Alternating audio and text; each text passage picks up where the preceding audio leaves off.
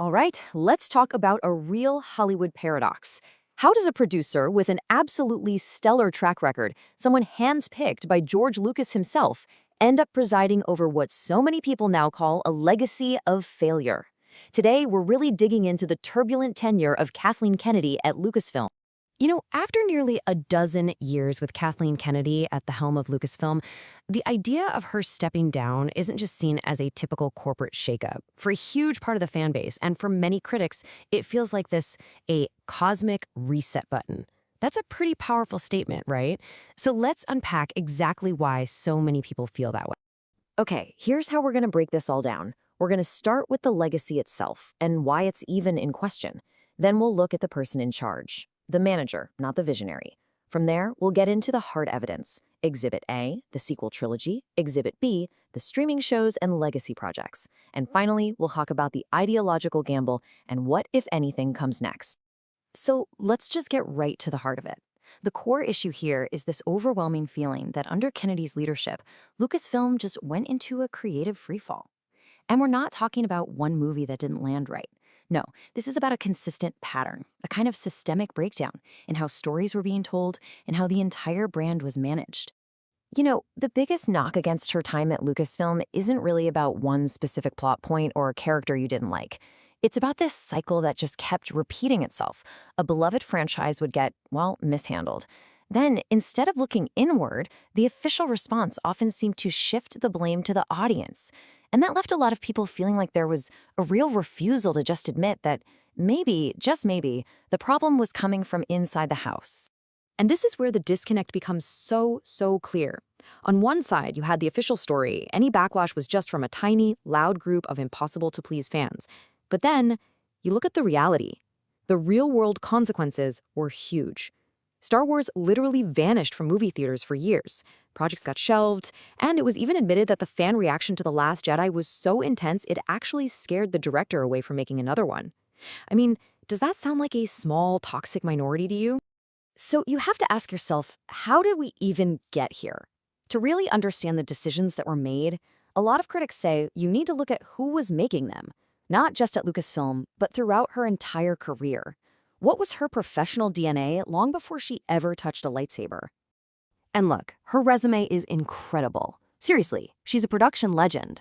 But her whole career was built on a very specific skill set. Working with geniuses like Spielberg, she was the one who made the impossible possible. She was the stabilizer. Her superpower was getting these massive, chaotic productions made on schedule and on budget. She was a world-class manager of logistics, not the person dreaming up the core creative vision. And this right here is the absolute crux of the argument. It was a fundamental mismatch. When George Lucas was getting ready to sell, he didn't want a maverick. He wanted a manager. He wanted someone who saw Star Wars as a corporate asset to be protected, a safe pair of hands. And that's what he got. The argument is that you can't spend 30 years executing other people's brilliant ideas and then suddenly be expected to generate your own for the biggest franchise on the planet. She was hired to manage, not to create a new mythology. Okay, let's get to the evidence. Exhibit A, the sequel trilogy. This was supposed to be the triumphant return, the slam dunk that would define a new generation of Star Wars. Instead, it became a perfect example of what happens when you try to build a billion-dollar cathedral with absolutely no blueprint. It really wasn't a single cohesive story. It felt more like 3 separate movies having an argument with each other. First, you get The Force Awakens, which sets up all these cool new mysteries. Then comes The Last Jedi, which basically throws all those mysteries in the trash and subverts everything. And then you have The Rise of Skywalker, which feels like a frantic, panicked effort to undo the last movie and just staple together a finale that would make the shareholders happy. At the end of the day, it doesn't even matter which of the 3 movies you personally liked or disliked. That's not the point. The problem was a complete failure of leadership. The person whose job it was to oversee the entire franchise apparently approved a trilogy with no plan, no character arcs mapped out, no endgame. It was storytelling malpractice from the very top, and the result was a shattered fan base and a total collapse in creative credibility. And the problems didn't stop at the main trilogy, not by a long shot. It was like a virus that spread through the entire Lucasfilm portfolio. From massive legacy projects to brand new streaming shows, the pattern of disappointment just kept on coming. Let's just pause and think about that number for a second. Over $300 million. This wasn't just a movie that missed its mark. This was a financial black hole. A bloated budget, constant reshoots, and a story that just fundamentally misunderstood what made Indiana Jones, well, Indiana Jones. It was a joyless experience that ended one of cinema's greatest adventures with a sad, quiet whimper. And it just kept happening. Look at this list. Indiana Jones 5 was a disaster. The Willow series was received so badly that Disney did something I've never seen before. They just erased it from their own platform, like it never existed. The Acolyte was basically dead on arrival, and that's not even counting the literal graveyard of other movies and trilogies that were announced with huge fanfare, only to just disappear. All of this constant cycle of hype, followed by failure or outright collapse, it has a powerful effect. Lucasfilm's word just stopped meaning anything. An announcement from them used to be a global event, but after a while, it was met with a collective eye roll. Audience trust had completely evaporated. It was all, yeah, right, I'll believe it when I'm sitting in the theater. So you've got all these creative failures and financial bombs. What's the common thread? Well, the argument is that this wasn't just a string of bad luck.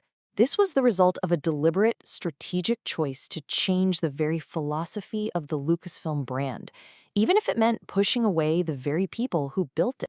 And this right here is probably the most controversial part of the whole critique. The feeling was that the new strategy wasn't about inclusion, about making the tent bigger for everyone.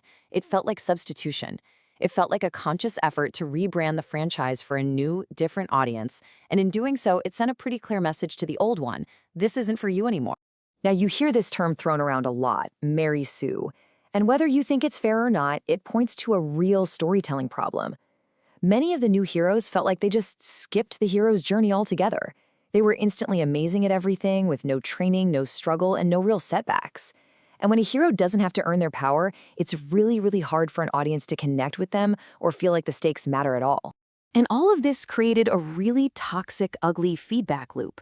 When fans pointed out legitimate problems with the story, plot holes, weak character arcs, that criticism wasn't seen as feedback. It was treated like an attack. Story flaws were spun as moral victories. And eventually, the message being sent to some of the most dedicated fans was pretty blunt. The problem isn't our movie. The problem is you. So that brings us to right now. With Kathleen Kennedy's era seemingly coming to a close, all eyes are turning to one man, Dave Filoni, George Lucas's own apprentice, who's been promoted to Chief Creative Officer. And his new role brings up the biggest question of all for the future of that galaxy far, far away. For a huge chunk of the fans, Dave Filoni is basically the chosen one. He's the guy who gets it.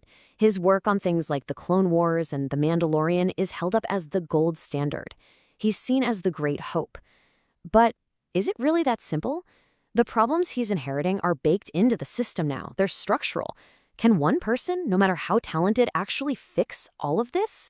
Now, this is a very pessimistic take, I'll grant you, but it's an argument you hear more and more. The idea is that Star Wars, as a corporate machine, can never be allowed to just rest and let people miss it again. It has to keep producing content. And Filoni, for all his talent, is seen by some as the perfect person to manage that process, to rely on nostalgia and service the existing fan base to keep the ship afloat. In this view, he's not here for a bold resurrection. He's here to slow the bleeding and manage the decline gracefully. And in the end, that's the legacy. This quote just seems to sum it all up. The story of Kathleen Kennedy's time at Lucasfilm is seen by many as a cautionary tale. It's what happens when you forget the fundamentals: respect for the audience, storytelling discipline, and a little bit of humility. It's a story of self-inflicted wounds, and it's a mess that the next generation at Lucasfilm is going to be cleaning up for a very, very long time.